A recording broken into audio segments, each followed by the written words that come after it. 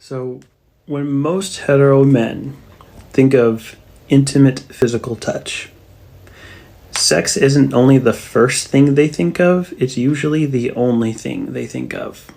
Thanks to the patriarchy, most guys don't even realize there's a difference between physical intimacy and sex. They use them interchangeably, like they're the same thing.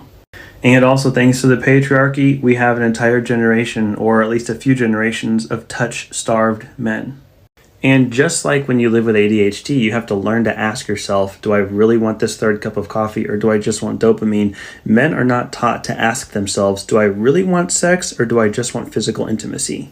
And as a result, we have a very common experience among women in heterosexual relationships that when it comes to the men in their lives, all touch is sexual touch. And if not, becomes sexual very quickly. And that's how you get a generation full of women who, even though they have sex drives, still go out of their way to avoid any unnecessary physical contact with their men simply because they don't want to be expected to engage in sexual interactions as a result of it.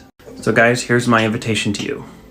Cultivate the art of initiating non-sexual, intimate physical contact with your partner. Caveat, as long as they're okay with physical contact from you. There are countless women whose own bodies have been weaponized against them, and a lot of reasons a woman would not want to be touched by anyone, including you, for reasons that have nothing to do with you. If that's the case, you gotta respect it.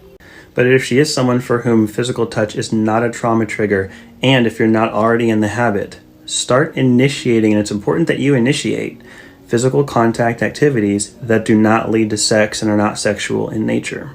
If they're on their feet a lot, foot rubs, where the physical connection event ends when the foot rub is over. Does she ever say her back hurts from the amount of physical labor she does throughout the day? Give her back rubs. Neck and shoulders hurt because of the amount of stress she carries? Neck and shoulder rubs. Does she have chronic headaches? Learn how to give scalp massages. But those all end when the massage is over and you can't get gropey with it. Cuddling on the couch when watching movies or TV without getting handsy or strategically positioning yourself. Kisses that don't turn into make-out sessions. Hugs that don't turn into butt grabbing. I mean, list goes on.